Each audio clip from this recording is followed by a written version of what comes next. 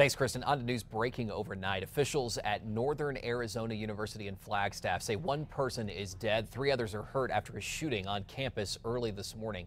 Authorities say they're investigating whether the victims and shooter are students. No word on the conditions of the surviving victims. The campus is not on lockdown right now. The shooter is in custody. Authorities are investigating. Students are back in class at Espanola Valley High this morning after 2 lockdowns in a week. The latest after a man was arrested on campus. Through texts, we're finding out that there was somebody I wasn't supposed to be on. Like, rumors spread fast, like that there was multiple weapons on campus, that there was multiple guns and multiple shooters. News 13 has learned that a security guard says he caught former student 18-year-old Sonny Romero acting strangely in the campus gym yesterday. He left, authorities say, then came back 40 minutes later, and that's when Rio Arriba County Sheriff's deputies were called in. When deputies got there, they say that Romero had a loaded gun and a folding knife on him. He was arrested. Class was also canceled after a bogus social media threat on Tuesday. Authorities say these incidents are unrelated. However, News 13 has learned that Romero's been in trouble before. We'll have more on his past coming up in our next half hour. People living in an Albuquerque neighborhood are keeping watch this morning after they say they caught a group of thieves breaking into cars. It happened Wednesday morning just before 2 at the Orchards at Anderson Heights near 118th and Dennis Chavez. You can see the group here in the video walking down the road checking for the next unlocked door. Timothy Rusk captured the crooks on his security cameras. He says he bought the cameras because his neighbors' cars kept getting hit. A little frustrating because, you know, we live in this neighborhood, gated neighborhood. It's unclear if the criminals live in the area. In the past week, at least 4 cars have been broken into. A Rio Arriba County employee is without a job this morning after deputies arrested him and accused him of driving while on heroin. According to the criminal complaint, someone reported 33-year-old Carlos Trujillo driving recklessly on October 1st. When deputies found him, they say that he was parked behind a trailer in Espanola and had fresh injection marks on his arms. Trujillo told the deputy he used heroin that morning as well as Xanax. Trujillo was the public information officer for the county before resigning last night. He was also the campaign manager for Representative Ben Ray Lujan in 2008. Online court records show Trujillo was convicted of DWI in 2012. The man found guilty of killing an 8-year-old girl in Albuquerque is facing life plus 19 years in prison this morning. David Candelaria Sr. was found guilty of a drive-by shooting near a West Side community center in 2013. One of the bullets killed Suni Reza of Artesia. She was here visiting family. The shooting was apparently the result of some sort of dispute between Candelaria and his son and the adults in Suni's car. He's expected to be sentenced next month. On to this, a man is facing multiple charges this morning in a shooting at a Belen gas station. Police say 28-year-old Christopher O'Reilly fired at least 14 times into and around the Giant gas station yesterday. Police say it all started when one of O'Reilly's friends took his alcohol, and that's when he pulled a gun from his waistband, authorities say, and pointed it at his friend. The surveillance video shows the moments the two escaped the car and run into the convenience store for help. With the assistance of the clerk, they locked themselves inside the store. O'Reilly is seen here shooting again and again, shattering the glass doors. At least that's what he's accused of doing. O'Reilly is charged with aggravated assault and shooting at an occupied building.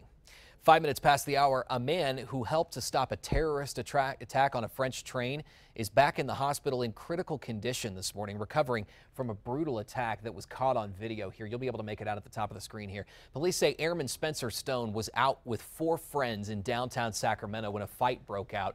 You can see it spill out into the street where police say that Stone was stabbed in the chest. It's not clear in this surveillance video which man Stone is, but you can see a man with a dark stain on his shirt. We're now hearing from a taxi driver who pulled up just as that attack spilled out into the street. He knocked out one guy, and they stopped him, but he was dead already. The blood is coming from everywhere. In August, Stone, along with his 2 friends, helped to tackle a gunman on a train headed to Paris.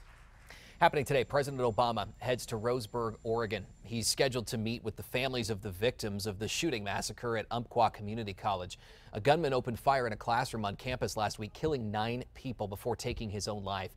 One of the victims' family members says that he will not be meeting with the president because of his stance on gun control. Some gun rights advocates also plan to protest the president's visit. Turning to a live look in Washington, D.C. this early Friday, Republicans are scrambling to find another candidate for House Speaker.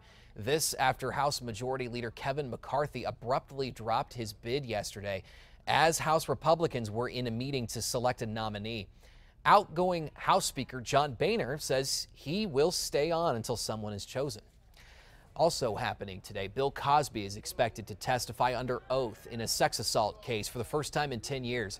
The entertainment icon is scheduled to give a deposition today in the case involving Judith Huth. She's accusing Cosby, that is, of sexually assaulting her at the Playboy Mansion in 1974 when she was 15. More than 24 women accused Cosby of raping them, sometimes after drugging them. Cosby admitted under oath 10 years ago that he obtained quaaludes for women that he wanted to have sex with. He says it was consensual. Time is 6:07. There's a new feature for AT&T customers this morning. The company is making Wi-Fi calling available to all customers with an iPhone 6 or newer model. It enables phones to automatically switch to a Wi-Fi connection for calls and texts if cell signals are low or unavailable. The company turned on the feature yesterday. The catch, you have to be running iOS 9. T-Mobile and Sprint have had that feature available to more phones for a couple of years now. Another chance to get out and see the special shapes fly this morning and also later tonight at the park. But again, we're watching the green flag at Balloon Fiesta Park closely this morning. We're watching for it. Crystal Gutierrez is live there with the latest on what's happening. Crystal? Oh yeah, Adam, we have the official Darth Vader right here with me this morning, and she came all the way out here to let us know if the balloons will launch. Okay, Darth, are the balloons going to launch? That's a thumbs up. We got a green flag out here, Adam. A green flag this morning. That means Special Shapes Rodeo will take place this morning around 7 o'clock. We just saw the laser light show wrap up. Dawn Patrol expected to take place in about probably 20 minutes. We hear some already cold inflating on the field, so that's great news. We also have parabatics coming a little bit later on this morning. A jam-packed morning out here at Balloon Fiesta Park. Plus, we are anticipating 3 special shapes that we have not seen so far this Balloon Fiesta. We're going to let you know who they are and why they've taken so long to make an appearance coming up in the next half hour. For now, we're going to send things back to you. We'll see you later. Awesome costume. Remember to stay with us for all your Balloon Fiesta coverage of today's Special Shape Rodeo. Crystal and Kristen are live with full coverage of today's launch beginning at 7 a.m. on 2 Casa. We'll be live streaming it too on the KRQE News app. A family is waking up in their home today thanks in part to their rescue dog who helped save them from a fire. Firefighters say the flames broke out in the home near Montgomery in Wyoming around 7 yesterday morning.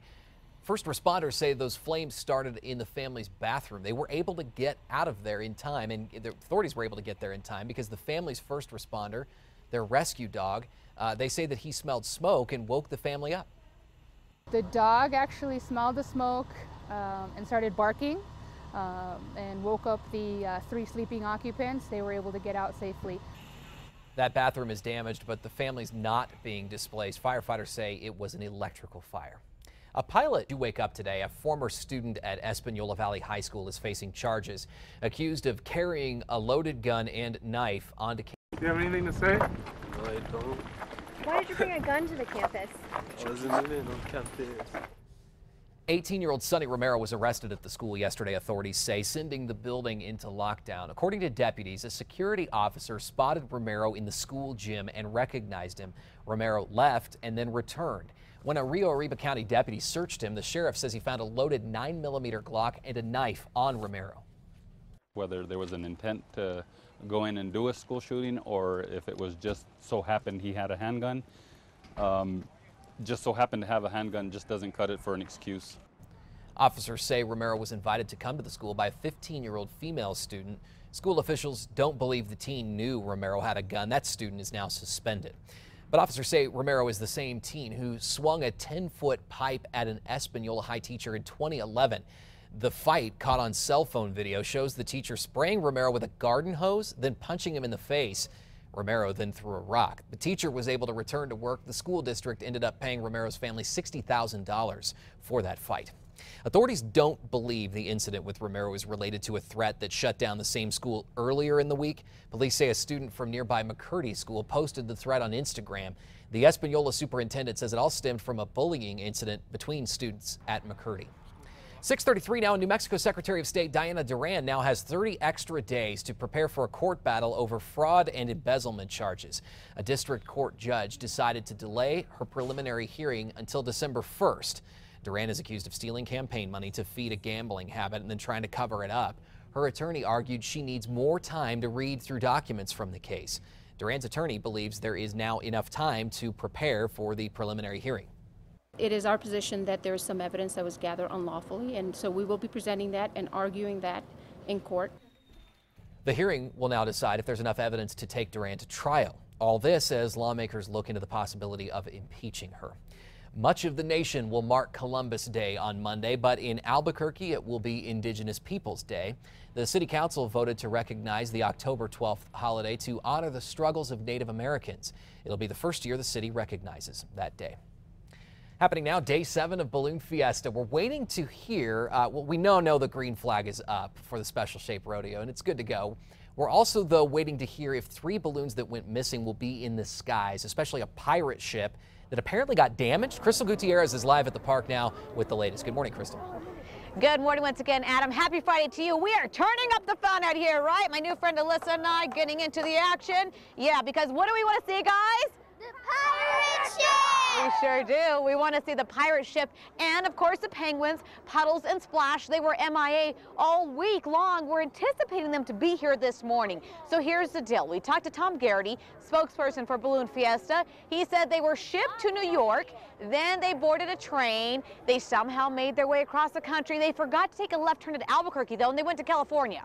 So they're back here in Albuquerque. We do know they're here. Bad news is the pirate ship, it was torn a little bit. So we're hoping they're going to be able to repair it this morning. We had 106 special shapes that are registered. Only 103 went up yesterday. If Puddles, Splash, and the pirate ship make it up today, that means all 106 will make it up this Balloon Fiesta, and we are going to be pumped about that. Right, guys? Yeah, we are. Green flag is up. Cold inflation underway. Dawn Patrol is actually already up. That's great news. We'll send it back to you for now. All right, Crystal, thanks. We're going to continue to follow the Fiesta's events and weather on air and online. You can also check out the KRQE News app. A trip of a lifetime. Students from a New Mexico martial arts school are set to compete and help to represent the United States in an international tournament. But this school isn't just about competition. News 13's Catherine Mazzone has that story. Estella DiMaggio is preparing for a major competition. She's going up against people from across the globe. DiMaggio started training at the Belen Academy of Martial Arts almost 5 years ago. I just love what I do here. Her son got her interested in the sport. Now it's become a family affair. All 3 of my kids are doing it. I'm doing it, and it's helped me lose 55 pounds, so can't complain. But it's not all about competition.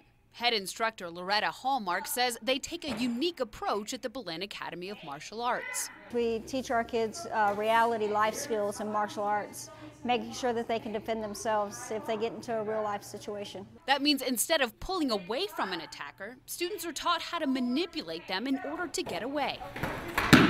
Next month, DiMaggio and about 7 other students will put skills like these to the test. We compete a lot, here in the United States, New Mexico, Arizona, and all over the place. So this is a chance to be able to compete against other people from other countries. So we're excited. I'm excited. Students from as young as 5 to 47 are headed to an international tournament in Cancun, Mexico, the Freedom Games. But before they can make the trek, they have to come up with the cash. We've been going to Walmart and asking for donations there. So I'm doing whatever I can to get there. Money to cover costs like plane tickets, hotels, and even food when they get there. A hefty price tag for some who could come back as winners. Catherine Mazzone, KRQE News 13. And students are set to go up against teams from 14 other countries around the world. The competition is now set for mid-November. A city in South Carolina is paying out millions to the family of a man gunned down by a police officer earlier this year. The family of 50-year-old Walter Scott's been awarded $6.5 million from the city of North Charleston, the largest pre-lawsuit settlement in the state's history. In April, a bystander recorded now former officer Michael Slager shooting Scott in the back as he tried to flee from a traffic stop on foot. Slager is now facing murder charges in Scott's death.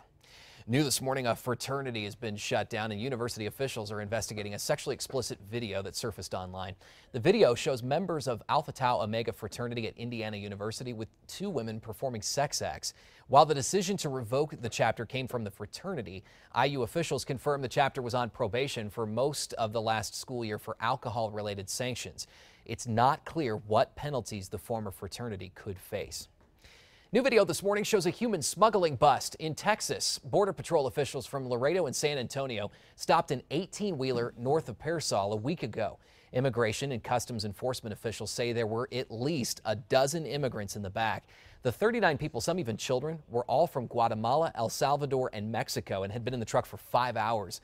Many people there were too weak to stand or even walk. The driver is now facing several charges.